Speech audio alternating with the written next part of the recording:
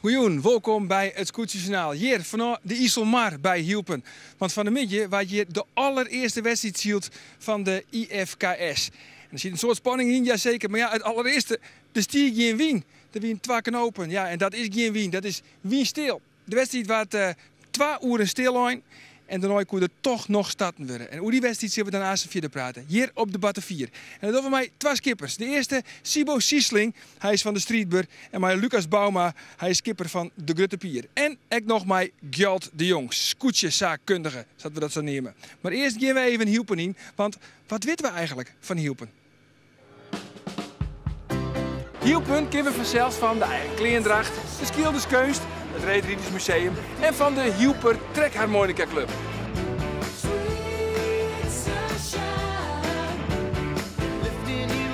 Er is zelfs een postzegel van het stadje.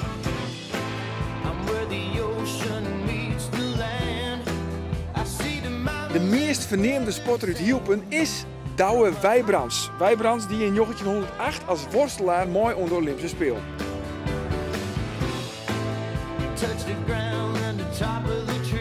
In Hielpen praten ze trouwens geen Fries, hier wordt hinderloperspraat. Maar goed, dat versteert via de Guinea. Jouw moeder heeft jou grootgebracht, nou ja, grootgebracht met spek.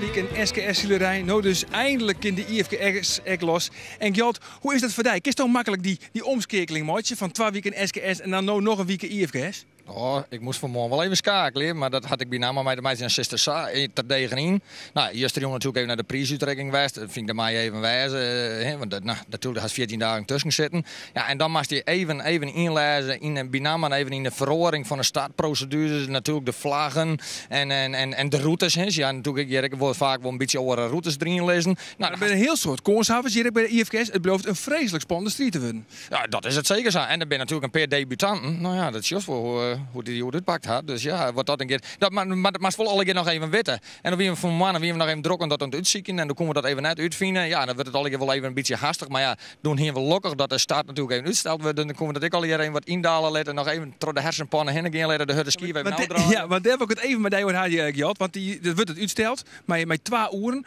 Hoe gaat het er daar aan op zo'n scootje? Ik bedoel, de adrenaline bij die skippers. Ik bedoel, de spanning is om te snijden. Kan ik me zo voorstellen. Gaat het vol terug? Gaat het net terug? Of... Nou, je doet 16 in de eerste wedstrijd. Dus ik bedoel, als je toe aankomen, dan weet je dat eens een keer. Als maar de eerste wedstrijd, ja, dat was natuurlijk graag zielen. Want iedereen had er natuurlijk het huurleven uit al hebben. Ja, en dan krijg je dit waar wat. En dan wordt het kritisch dat het terug gaat. En zo'n wedstrijdorganisatie, en deze ben ik zeker van Kwijze, die willen dat natuurlijk ook heel graag. Want het kampioenschap begint er zaterdag hier op Hielpen. En dat dan voor de eerste wedstrijd het uitvalt. Ja, dan mag ze hem wel weer inhalen en daar weer een plakje voor vinden. Nou, gelukkig voelde net uit. En dus krijgen we nou ook het wedstrijdverslag met het commentaar van Ilke Lok. Hielpen, de eerste wedstrijd van de IFKS. Maar kijk als juster bij de SKS absoluut geen wien. En dus zie je het op startskip rustig om haar heen te schijnen. En moesten de skippers maar even wachten. Nou ja, er waren al even bellen. Er komt misschien een vlaagje in de ren van een midje. Maar het worden nogal even. En dus die in de skippers maar en de bemanningsleden oren dingen op die scootjes. Niet niks met het scootjeshielen te meiden hier. Maar het weer wachten op dat in het werken. Nou ja, dat kwam op een gegeven moment dan al. En toen zeiden ze van ja, dan moet het maar losgaan. En dan show je bij de indringtonnen wat aardig. Arend Wisse, de boer, die stuurde 2 skippen boven. De Rade Roek moest er boven en de Lonneke van Staren die moest er ik boven. En dan gaat het startskort al los. En dan is het Tony Brundel en de 10 man van Jaap Hofstede mooi in de midden. En dan showen we nou eens even hoe dat bij Arend Wisse erin. Maar ja, Arend Wisse, wie koers zelf ik net goed bij die tonnen komen. En dan komt de KL van Marijn Olshoorn, die komt er nog even boven. Nou, die man zit er bovenin, maar die zit eigenlijk al eer op het verkeerde plak. Ja, het is spietig, maar je moet er misschien wel ergens oor zitten. Maar je weet dat helemaal net, want die vlaagjes gimmer en die vlaagjes gimmer. En ze gaan als trage kudden gaan ze naar de bovenkant van de mar. Maar ja, saffolle wing zit er ik net in. Nou, dit is de onderkant en daar zit de man uit Jestermar. En dan draaien ze en dan blijkt dat ze helemaal var iedereen en alles langs gaan. Ja, daar zie je het vlaagje dan even. Nou, dat vlaagje had zij dan. En dan kan ze daar wat mee doen. Maar de oren, ja, die ziek je maar en die ziek je maar. Jelle Talsma kwam in het gedrang. Zeker Heerschop kwam in het gedrang. En al die meesten kwamen in het gedrang. Maar ze zullen er misschien ik wil weer uitkomen. Zoals even die man nu 10, Jaap Hofstee. Nee, en die doet het heel goed in die A-klasse.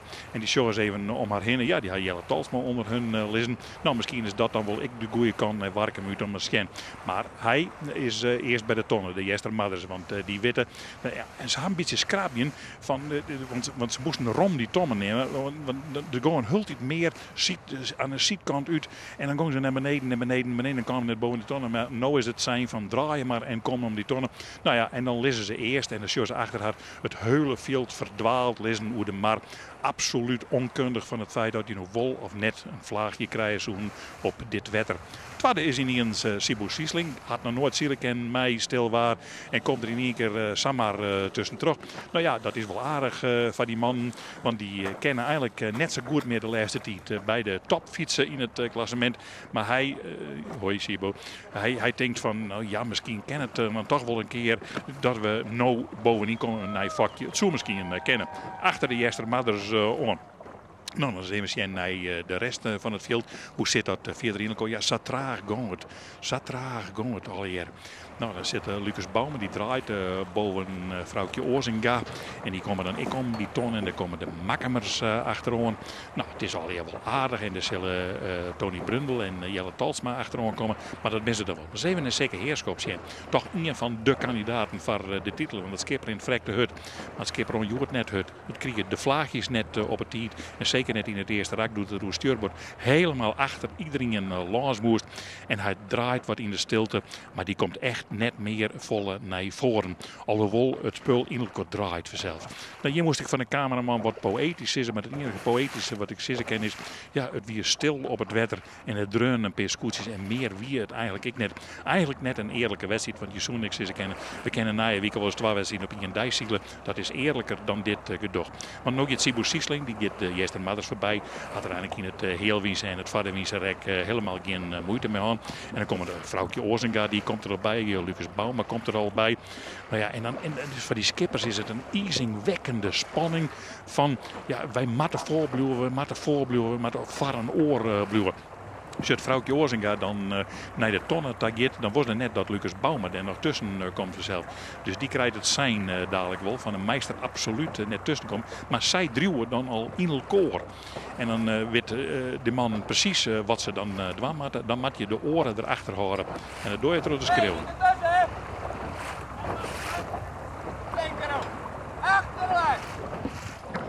Nou, dat doet er dan Lucas Bouwman en die gaat er achterom.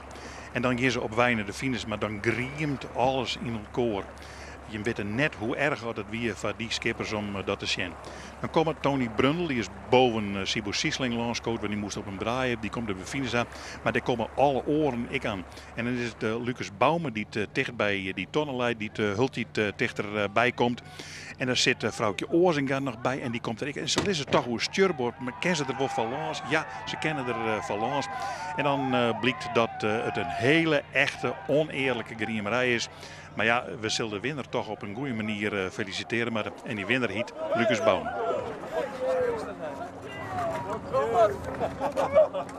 Fantastisch. En de rest, vrouwtje Oorzinga tweede en verder met Arjen de Boer het vertellen. Nou, dan doen we dat eventjes voor de volledigheid. Dus Ian, Lucas Bouma, 2 vrouwtje Oorzinga Meijer, 3 Tony Brundel met de Lietse Lies, 4 Jaap Hofstee met Zwarte Wief, 5 Sibu Siesling Zoals Jilles Bandstra, zo'n echt een favoriet wel. Nevens de mensen die er echt verstand van hebben. Marijn Oosthoorn, maar de Emmanuel. 8, Jelle Talsma, de kampioen van vorig jaar. 9, Jeroen de Vos met de Elkje 2. 10, Michiel Kalsbeek. Olve Klaas Cuperus. 12, Sikke Heerskop. 13e, Gele Tadema. 14e, Walter de Vries. 15e, Ekkenfavoriet, Arend Wisse de Boer. En 16e, Robert Jong. Ja, als ik het zou vallen, hier, het is een veldslag. Nou, net voor Jim. Want Jim is natuurlijk uit de schroef, want het is die beste prestatie ooit. Als debutant in de A-klasse. Het is de mooiste overwinning, denk ik, ooit. Ja, mooi debuut niet? Ja, dat zou ik zeggen. Ja. Wanneer hiest jou in de gaten van wij winnen het, Joert? Nou, bij de finish. Bij de finish pas. Ja. Ik zal wel zijn beschuiten lopen.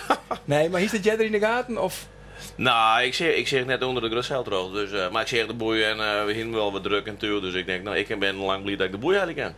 Dus ik denk, nou, let het maar in. Ja, want Sibo, doodtocht is toch, dit we eerlijk wijzen, dit is bingo. Nou, dit is kat in het bakje van Sibo. Dat hebben we al even tocht, maar dat toch weer al eerder op een butterfier. We hadden een heel schoon tocht, maar dat kwam even over. Tony die dacht dat we de grootste concurrent en daar moesten wij op draaien kleren. Toen line wij al stil. Ze begon nog op een bakbord. Ik denk ik moet zo lang mogelijk. Ik hier hoop dat ik er van langs komen kan hier, maar dat lukte. En toen zei ik ik denk, gadverdamme, daar komt het hele soort John. Hier eerst ik een John, want ik denk, die kregen hem net door de midden. Ja, want we kunnen direct zien op de beeld, net je line echt verdeerd. Ja, wij kwamen echt helemaal verdeerd erin. Ja, wat mooi dan. En voor Jules hebben wij... Wat? Je draait een zwier. Jawel, maar ja, er geen wind dan draait niet, want Tromme kan om de hele wedstrijd, ging het altijd maar een vlaag kiezen. Lucas, wij grauwe schip, maar Tony en vrouwtje, daar wordt de brood van dat die ding wie hup, bij de voet. Maar het ligt er waar, wij zijn we zijn naar 5e worden, maar ik denk dit kan ik wat zien in de werk, zolang we dat stellen. Maar goed, we zijn naar 5e worden. Dus ik ben er wel brood van, maar zijn brood nooit, we hebben de schaar eigenlijk beperkt. Ja. Maar we wisten wat druk waren om voorbij te praten, maar toen leidden ze op een kribbeltjes op het dek. Ik heb het idee dat ze wat voorbij praten. Jongen, dat kan wel gek worden, maar ja.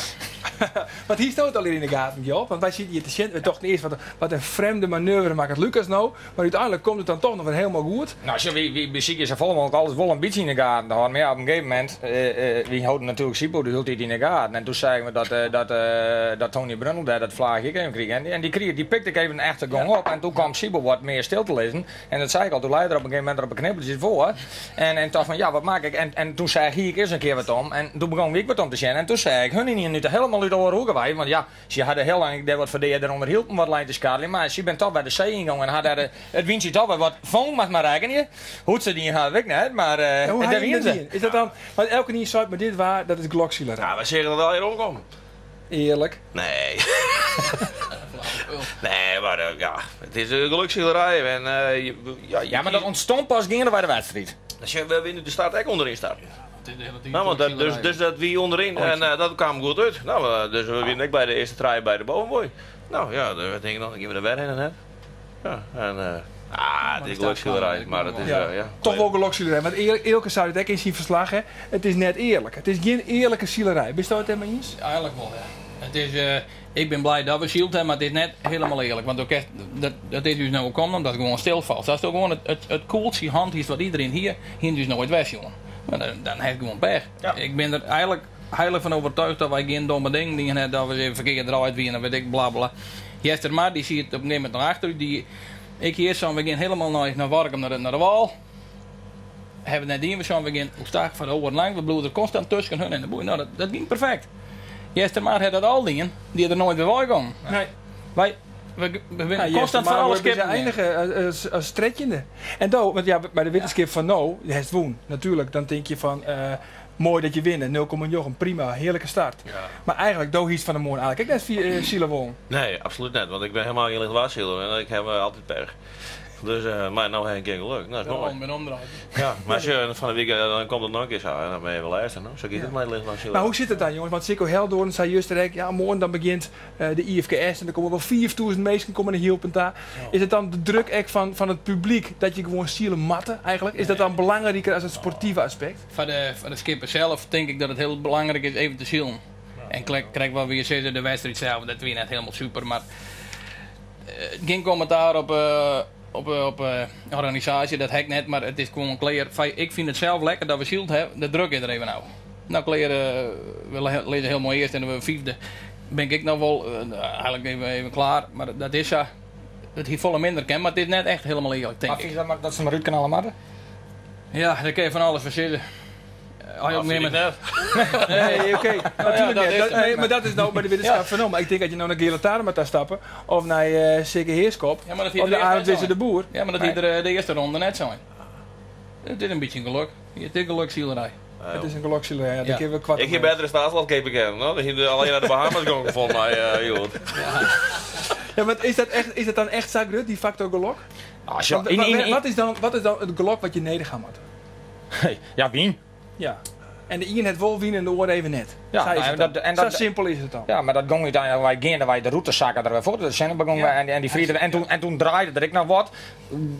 Dat op een gegeven moment dat wie bij hun vooral in het laatste stuk toen draaide er even heel zwier.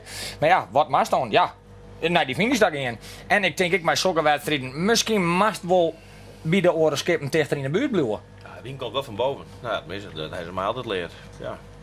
Ja, maar is misschien bij de oren in de buurt blijven, maar dat is eigenlijk echt die eigen koers. En dat is net alleen nog jou, dat is eigenlijk altijd. Ja, dat doe ik altijd. Dat bleef ik met wachten, geloof ik. Ja, maar de ene keer pakt het dus goed uit, zoals je ja, best ook wel slecht, ja. Maar ja, waarom ze je achter die oren zitten? Het hem begint, die ging de andere kant op. En ik let hem, ik wil plangas. En ik ben Huddewing, dus ja. Ze kniepen al hier, dat is niks. Gas met dit ding, dat is vol makkelijk. Ja, dat is mooi. Dus als je achter elke niet onzielen, dan eindig je gewoon in de middenmoot. Nou ja, kom je er nooit voorbij. En dan kom je er nooit voorbij. Dus dan kun je beter eigen koers varen. Ja, als je eruit onzielen kom je nooit voorbij. Dus dat eigenlijk ook? Gewoon in principe toch wel die eigen koers? Dat krijg ik wel lezen natuurlijk. Als je voorop leest, toen wij die koers daarin zetten, dan zei ik, wat draaien jij er naar oren? We doen net uit Friese ding, want ik kon net ondervallen en dat naar die en draai ik. Dan hebben we alle dezelfde win. Ja. Op een gegeven moment ik zie de eerste die ging weer, toen weer een hun val mij die bij letter pas ging. En toen liep het even, dat Brundlem in de midden al heel mooi kruisje, maar dat mis leren al hier. Toen ben je al hier naar de midden en ik krijg wat Lucas had, je bent al hier toch letter hierheen gaan. Ja, daar kregen ze er weer wel. Ja, daar konden wij net mee komen, ik leer, dat is gewoon pech. Ja. Hey Lucas, dat is de debutant in de A-klasse op een kampioenskoetsje. Want de Gebroden Los die waren in 2011 kampioen met ditzelfde skoetsje. Ja. Maar dit skoetsje is van Sikke Heerskop. Ja, zeker. Ja, toch? Ja, dat bloot extra. En dat bloot extra. Ja. En wat zijn eigenlijk de ambities? Dat ik ooit 1 keer eerste word in de A-klasse. Nou, dat is goed gebeurd. Dat weer de ambitie. Echt weer? Ja, meer nou kunnen we naar de Bahamas. Ja, nou het is nou clear. Het is nou clear. Ja, dat is toch mooi, hoor. Ja. Nee, maar is dat dan alleen maar een dooie-winning of was het nou echt nog 40 in het klassement? Als je in de C beginnen en B en dat is toch mooi. Ja. En als je wat wil werken, we gaan op naar Starum. Ik heb er zin in. Ja, nou, dat ken ik zo. Ik moet een beetje winnen, vind ik lekker. Een beetje mooi zielen, ja. Ja, er komt ietsje meer wien, tocht ik. Maar juist winnen we bij de laatste training bij Jim op ditzelfde wet, op de Iselmar. Ja, dat is de doorslagwijs waarschijnlijk. Zullen we even zien? Ja, nee. Hier leidt de Grutte Pier met Lucas Bauma als skipper. Hij wint het nou in Jorvert en Joert is een van de laatste trainingsdagen van de wedstrijd. Het is net het meest sportieve waar, maar er is wel genoeg zin in.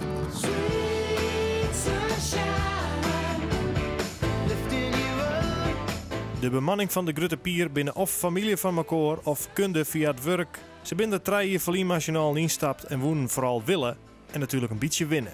Neem alle basis dan train je hem toch? Ja, altijd. Vanaf wanneer 1 april. Ja. Het al wat de uren maken. Skipper Lucas had zelfs een protte in de regenboogklasse zielen. Hij had zijn eigen platbodem. Maar een grutpart van zijn bemanning hier totaal geen zielondervinding. Er ben net een protte ervaren zeilers bij, toch? Oh, de meesten die nooit een skip zien. Dat is goed zien.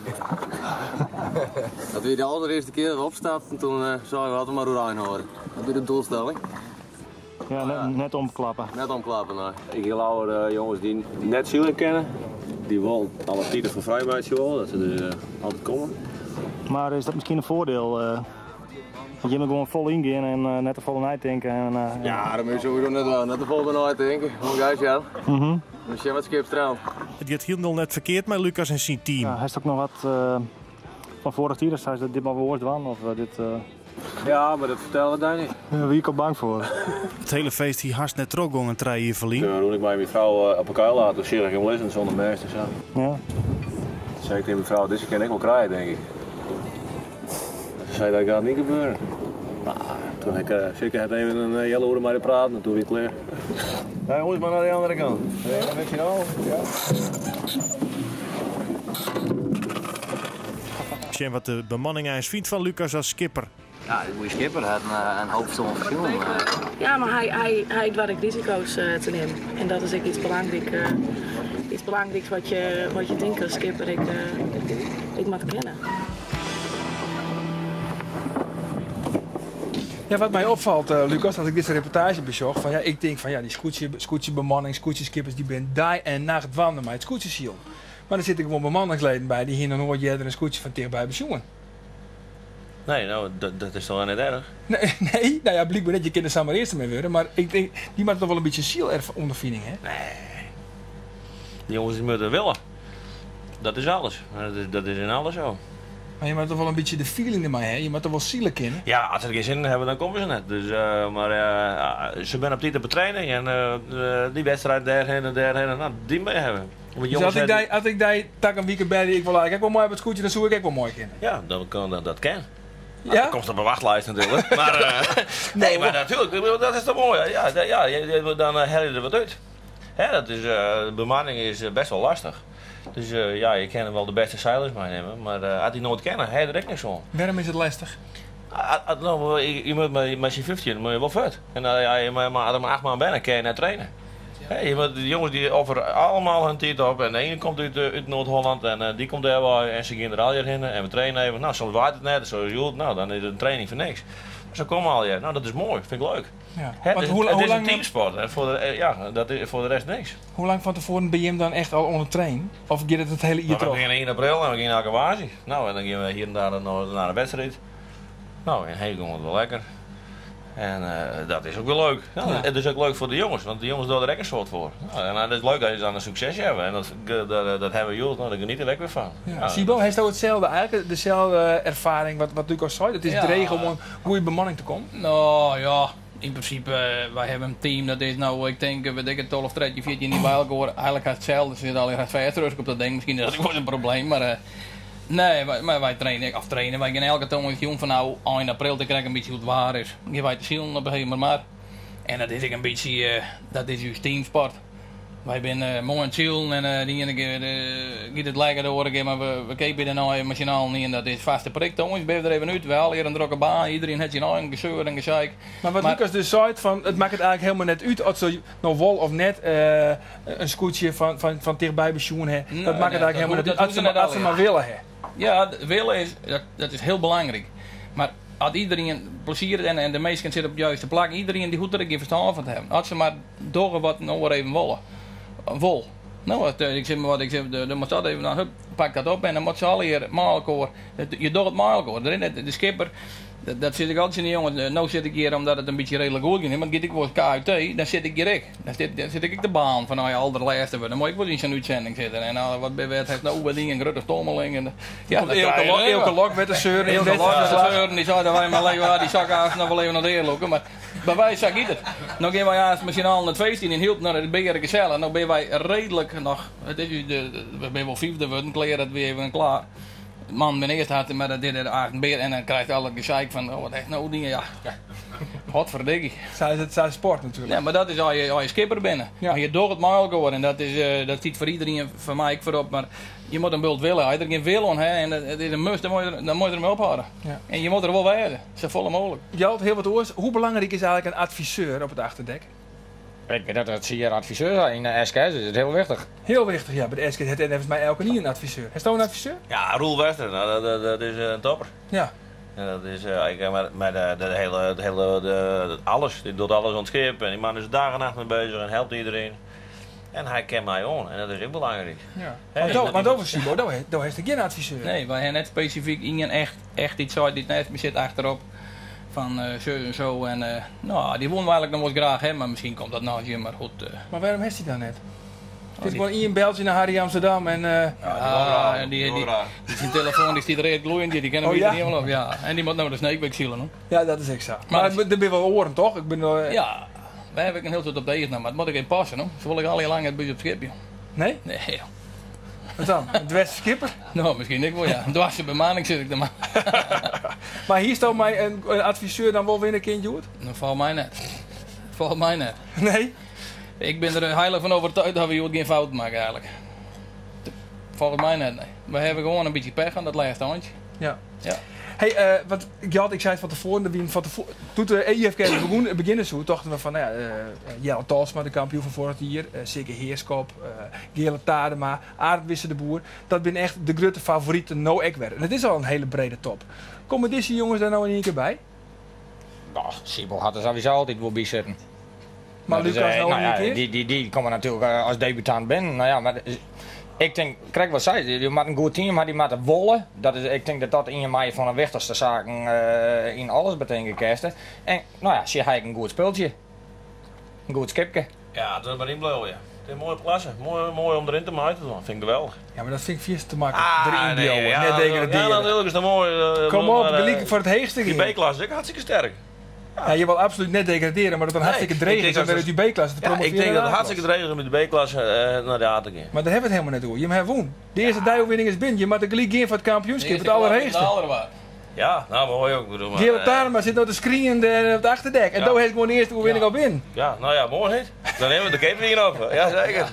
Maar jet hij bij de favorieten nou? Oh, zeker. Maar dat is, vind ik wel. Ja. Als en je uiteindelijk van de C niet ruk bij terug is naar de A, dan doet het mij. Ja. En die oren, hebben die dan ook een dan trostrepen? Nee. Ik denk dat die selectie van die A-klasse, dat wordt dan redelijk vast, denk ik. Hij heeft er nou. De top zit er wel aardig in volgens mij. Net om hier uit de B niet te doen, maar de drie A-klasse. Je kan net volle stekjes vallen laten. Dat is toch geweldig? Ja, hoe dat veel zin kan werken. Dat je mensen met een vastseizoen hadden. Het woont net echt. En dan wordt het bij Winker zo en laat zal je weer even oefenen. We zullen deze hele week jongens even zielig, gewoon even varen. Wij het koffie kan varen, omdat het steeds meer waren en dit en bla bla bla. Maar nou, dan begin je zo, hartstikke leuk. Ja, want we krijgen vaak Etienne van je volg je eigenlijk alleen nog maar de A-klasse. En we hebben jou eigenlijk amper omtinken onder de B en de Lietse A en de C. Dus dit hier, nou echt omtinken voor de orenklasses en we zetten u dan maar de C-klasse. In de C-klasse heb je weer verskate koornshavers. En een van die koornshavers, die komt van de woorden, dat is het woordwief. Ik ben benieuwd hoe hard zij het Jordien hebben. Hoe gaat het? Ja, minder. De zoen is steeds het best. Nee, dubbel. De bemanning dat ging fantastisch. En de prestatie weer wat minder, maar ja, moeilijke win. Nou, vooruit dan maar. Steeds met je in het Friese publiek. Hoe ben je hem eindigen? Volgens mij het tiende. Tiende? Ja. Dat is. En dat van een koornshaver, want er wordt mij verteld. Je bent een van de koornshavers. Ja, nou ja. Kun je bewoorden wat zielen? Ja, zeker kun je wel bewoorden zielen. Ja, we hebben zelfs een evenementje straks natuurlijk. Hè. Dus ja, zeker kun je wel bewoorden zielen. Ja. En gewoon fanatisme, we hebben een hele fanatieke ploeg en dat is ontzettend mooi. Nou is het extra Tim, op elk scootje is er altijd wel in echt een feestnoemer, een sfeermakker, de gongmakker. Ja. Waar is dat bij je? Nou, dat ben ik net. Dat is Jelmer. Jelmer? Ik ben er verder. Waar is Jelmer? Jelmer! Op zich, er is altijd iemand in de bemanning die is een beetje apart. En die zwaar dat er een beetje een positieve sfeer bloot aan boord. En dat best ook? Ja, binnenkort algemeen ben ik er wel, ja. En wat doet er al hier? Want bijvoorbeeld, we zijn niet correct, je bent als tiende eindigen. Iets wat teleurstellend. En hoe ziek is het dan toch weer de positieve sfeer te krijgen? Ja, dan zie ik het even naar humor, hè. Toch elke keer wel weer de liedse dingetjes die wat aan boord mij maken. Wat is Jordien? Ja, we gaan Jord aardig rustig houden. En dat was een beetje een opdracht van de skipper. Aan mij, dus dan ga ik me Jord goed om mijn taak houden lopen. De skipper heeft speciaal bij de West en die zou Jelmer Jord een beetje rustig houden. Ja, en dan zie je hoe het uitpakt is met benzine, want dus ik denk dat ik volgende keer toch maar weer wat dronken wezen, man. Alle dagen heb ik weer een prijsvraag en die keer zelfs maar toch iemand stelt worden. En dat is de skipper. Op hokscootje in de IFKS zielt de skipper van Langwaar, ik mij. Johannes Meter? Ja, Johannes Meter als adviseur. Johannes Meter, skipper bij de SKS van Langwaar. Op welk scootje in de IFKS zielt hij? Ja, en mail jouw antwoord naar simmer@omroepfriesland.nl en dan wordt er een dijwinner dan bekend. En uit die dijwinners komt er dan één grote winnaar. En die mooi natuurlijk weer mooi. Dus Eminence Gries, Ilke Lok in het bootje. Wat gezellig de hele dag op het wetter. Hey jongens, Jim, volg je die orenklas nekbot? Of ben je maar alleen maar geconcentreerd bij je eigen wedstrijd? Nou, ik kom uit de BY, dus ik volg het sowieso. En de jongens van Venemaker ben uit de C komen, dus... Ja, een sterke klasse. Ja, maar ja, dat zei het elke keer. Die B-klasse is vreselijk sterk. Hè? Ja. Want hoe kan dat dan? Dat het in één keer zo volle sterker is dan ooit? Nou, je skippers. Op oude skippen. Of oude skippen, maar je skippers op skippen die al iets al in de A-klasse ziel daar. Dat is het uiteindelijk. Dus ik bedoel, maar... Betere skippers? Ja, nee, dat moeten ze nog maar bewijzen dat ze er maar kampioen worden. Betere skippers, dat zal ik net... En skipperskap bestaat uit een hele soort facetten, denk ik. En dan was de drive van kampioen worden te wonen. En dat zit al een keer wel aan, want het begin ze net. Nee, maar het circus eromheen, hè. Het is altijd bij die skipper, maar die man mag ook niet mooi doen. Een skipper kent net alleen. Nee. Skipper die kan wel een topskipper weet ik het niet zo dadelijk, maar op zijn scootje, je doet het makkelijk hoor. Ja, nee, dat klopt mij goed. Dat is correct wat ik zei. Daar is niet, die pikt het op, die begint ergens mee. En die zie ik dus meestal bij hem die de beste bij hem passen en die diezelfde drive hebben. Ja. Zielen, wedstrijd kampioen worden. Daar ben ik een oude die in de C zitten, die zit al jaren in de C. Had die drive? Ja. En betiert erbij nou. En skip ja, dat luister ik wel. Ja, precies. En net een volle alcohol natuurlijk. Hey jongens, Manje, daar zitten we bij Starum. En er komt ietsje meer wien. Is dat goed, nice? Ja. Net volle meer, hè? Dan hebben ze mij wien even treien. Oh, mooi. En die komt uit het zuiden. Het wordt ook heel warm, 28 graden. Dat is de versissing. Maakt het je hem dat nog wat uit of net? Nee, lekker warm. Altijd maar winnen. Altijd maar winnen. Maar treien, dat is eigenlijk nog net. Nee, maar dan kan je wel zielen. Beter als dit? Ja, absoluut. Het wordt een hele tour. Het wordt er een hele tour? Ja, het wordt een hele tour, ja. Maar die man bent zo wat kampioen dan, hè? Ja, ik heb toch een beetje het idee met Lucas, dan wrakt dat hij toch wat in een underdog-positie. Nee. Dat was altijd, dat was altijd nog wat in de backlist, maar... Nee, dan is het wat lightje en wat gniezen, maar uiteindelijk dan zit het pot vertikken, dan zit ik gewoon bovenaan. Ja, nou, dat is goed, daar kan je mooi hield mij in. En daarna is het hartstikke gezellig en Menge is wel heel hoor. Zo heet het, joh, ik heb genoeg ellende met maken, dus zo gaat het. Okay. Je zou bij je eerst, zou bij je wel luisteren.